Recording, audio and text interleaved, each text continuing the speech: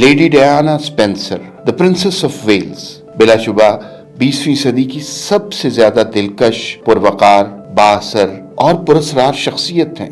ان کی زندگی جو افسوس بہت مختصر تھی، دنیا پر انمٹ نشان چھوڑنے والے واقعات سے پر تھی۔ لیڈی ڈیانا محض ایک شہزادی ہی نہیں بلکہ ایک گلوبل کلچرل آئیکن تھی۔ اس کہانی کو سمجھنے کے لیے آئیے چلتے ہیں جہاں سے اس کا آغاز ہوا۔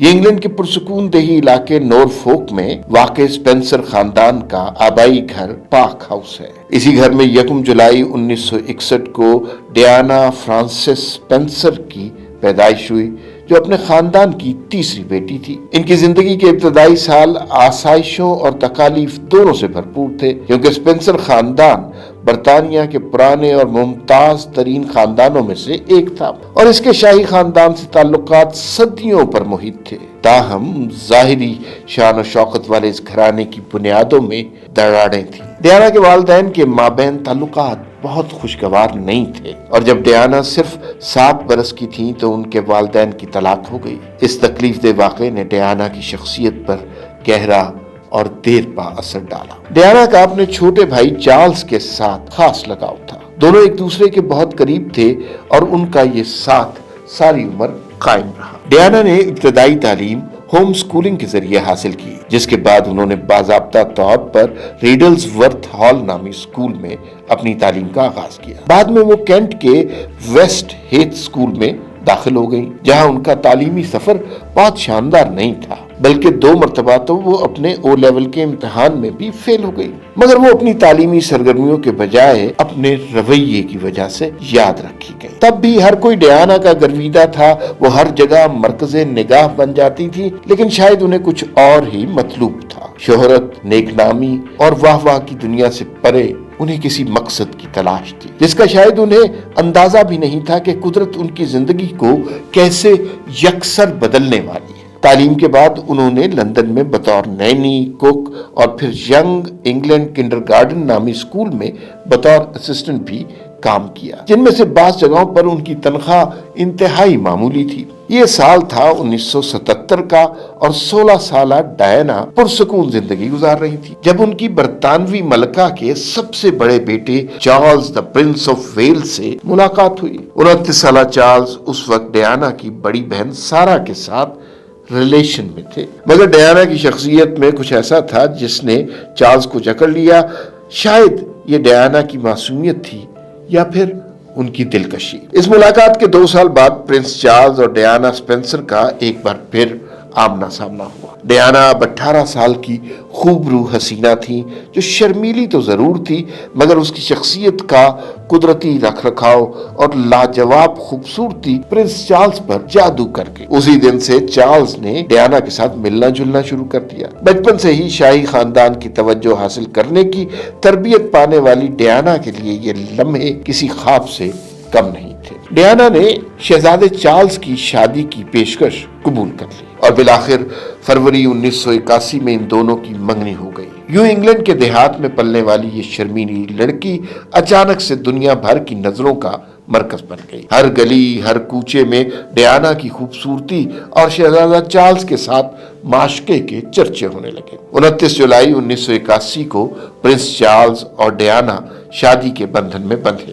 شادی کی تقریب کو 7 کروڑ سے زائد افراد نے ٹی وی پر دیکھا۔ اپنے 25 فٹ لمبے لہنگے کے ساتھ دلہن بنی ڈیانا قیامت ڈھا رہی تھی کہ جس کی ایک جھلک پانے کو ہزاروں کی تعداد میں لوگ شاہی محل کے رستے میں قطاریں بنائے کھڑے تھے۔ ڈیانا ویلز کی شہزادی بننے کے ساتھ ساتھ پوری دنیا میں ایک آئیکن بن گئی۔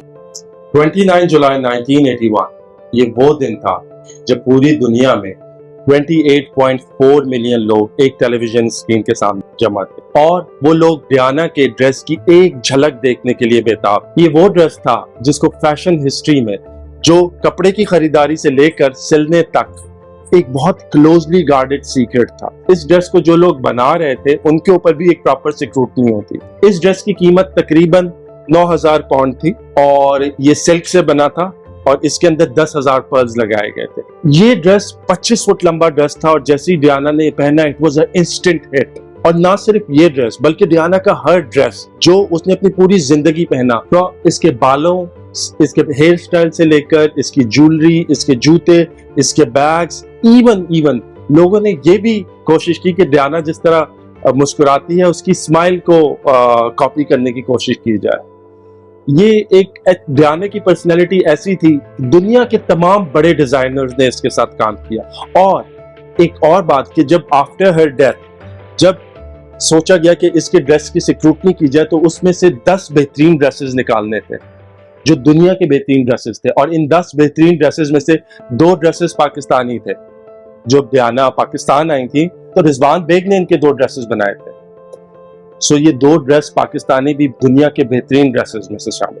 شہزادی بننے کا خواب پورا ہوا, خوش آمدید تقاریب کے جلوے ختم ہوئے, محل کی ذمہ داریوں کے ساتھ اوپر تلے 2 بچے بھی ہو گئے. دن کیسے پر لگا کر اڑے ڈیانا کو اندازہ بھی نہیں ہوا. اندازہ تو اسے یہ بھی نہیں تھا کہ شاہی محل کی بظاہر پر آسائش زندگی کا ایک ایک لمحہ اس کے لیے کانٹوں کی سیج ثابت ہوگا. اسے کیا معلوم تھا کہ اس کی ایک ایک حرکت پر نظر رکھی جائے گی, منہ سے نکلا ہر لفظ پرکھا جائے گا, میڈیا کی نگاہیں ہمہ وقت اس کی تلاش میں ہوں گی, اور اس کے اوپر محل کی پابندیاں اور پھر چارلز کا روکھا پن, یہ سب باتیں ڈیانا کو اذیت دینے لگی. راہ فرار کہیں یا ان کی شخصیت کا خاصہ, ڈیانا نے انسان دوست سرگرمیوں میں بڑھ چڑھ کر حصہ لینے میں پناہ لے لی. اس کے علاوہ انہوں نے اپنے بچوں پر بھی شاہی محل کے اثرات کم کرنے پر زیادہ توجہ دینا شروع کر دی. ولیم اور ہیری شاہی خاندان کے واحد بچے تھے جنہوں نے نجی تعلیم و تربیت حاصل کرنے کے بجائے پبلک سکول کی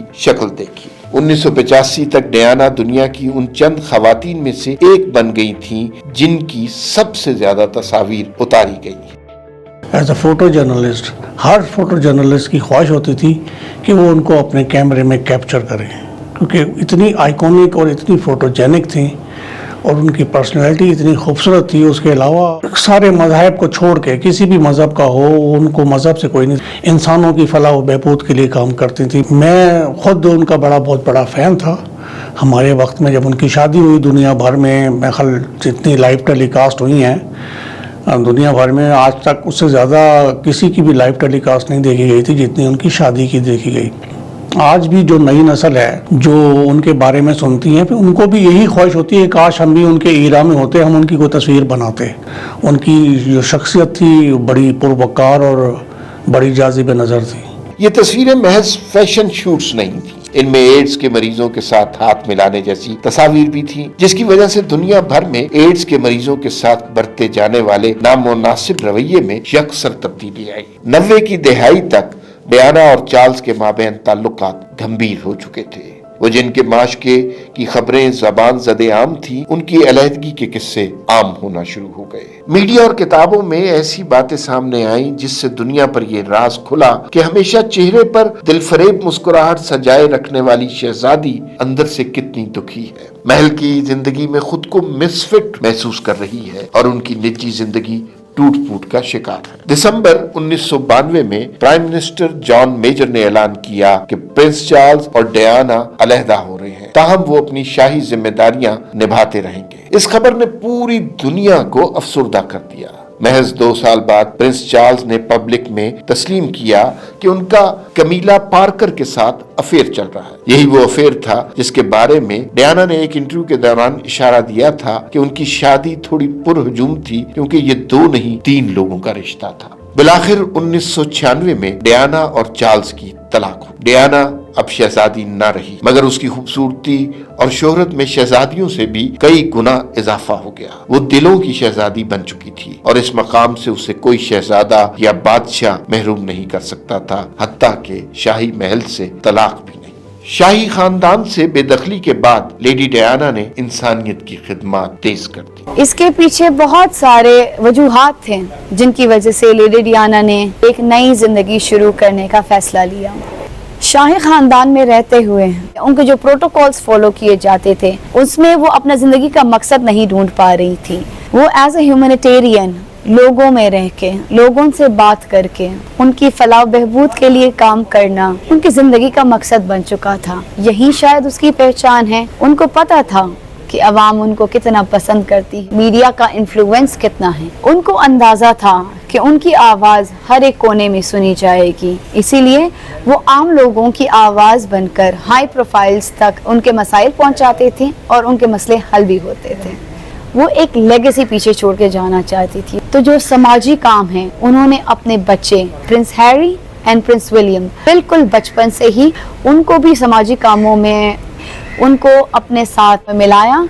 And we have the examples in front of us now. तलाक के एक साल बाद 1997 में उसने अंगोला का दौरा किया और हिफाजती लिबास पहनकर उस इलाके से पैदल गुजरी जहां बारूदी सुरंगें बिछाई गई थी। असल में वो बारूदी सुरंगों के खिलाफ मुहिम चला रही थी और इस सिलसिले में सुरंगों की वजह से मुतासिर होने वाले अफराद से उन्होंने मुलाकातें भी की। लेडी डियाना की कोशिशों से उसी साल के अवाखिर में अटावा मुआहदे पर दस्तखत हुए, जिसमें 160 से जायद ममालिक में एंटी पर्सनल बारूदी सुरंगों के इस्तेमाल पर पाबंदी लग गई। इन ह्यूमैनिटेरियन सर्विसेज के साथ साथ डियाना ने जाती जिंदगी पर भी तवज्जो देना शुरू कर दी। यहाँ उनकी मुलाकात चेहलम से ताल्लुक रखने वाले एक पाकिस्तानी डॉक्टर से हुई। डॉक्टर हसनात के मुतालिक डियाना का कहना था वो उनका लव ऑफ लाइफ है, उन्होंने ही मुझे मोहब्बत के मानी सिखाए।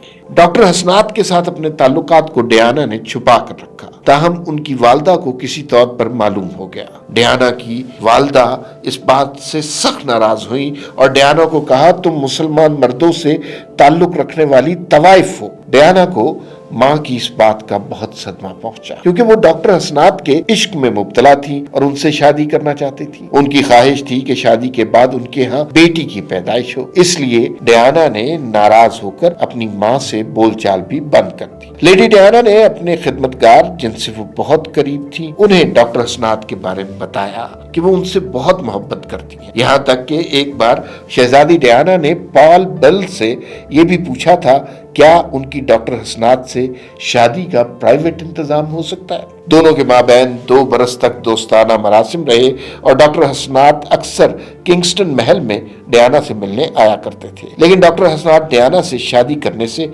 झिझक रहे थे और फिर दोनों ने 1997 में कतई ताल्लुक कर लिया। इसके बावजूद भी डियाना डॉक्टर हसनात को भुला नहीं पा रही थी। इसका तोड़ उन्होंने ये निकाला कि मिस्री अरबपति ताजिर के बेटे वोदी अल-फाइद से ताल्लुकात बढ़ा लिए। पॉल बिल के ख्याल में लेडी डियाना वोदी अल-फाइद से शादी करने के बारे में ज्यादा संजीदा नहीं थी, बल्कि सिर्फ डॉक्टर हसनात की याद से पीछा छुड़ाने की कोशिश में ऐसा कर रही थी। वोदी और डियाना का ताल्लुक आर्जी था। इस बात का यह भी सबूत है कि जब वोदी ने डियाना को अंगूठी पेश की तो उन्होंने उसे दाएं हाथ की चौथी उंगली में पहना। इसका मतलब है कि उनके बीच मंगनी नहीं बल्कि दोस्ती है। 31 अगस्त 1997 को डियाना और वोदी अल-फाइद पेरिस के रिट्स होटल में रात का खाना खाने के बाद एक मर्सिडीज कार में रेस्टोरेंट से बाहर निकले। कुछ फोटोग्राफर मोटर बाइक्स पर उनका पीछा कर रहे थे ताकि शहजादी डियाना के नए दोस्त की तस्वीर बना सके। ये जोड़ा इन फोटोग्राफरों से पीछा छुड़ाना चाहता था। इसी दौरान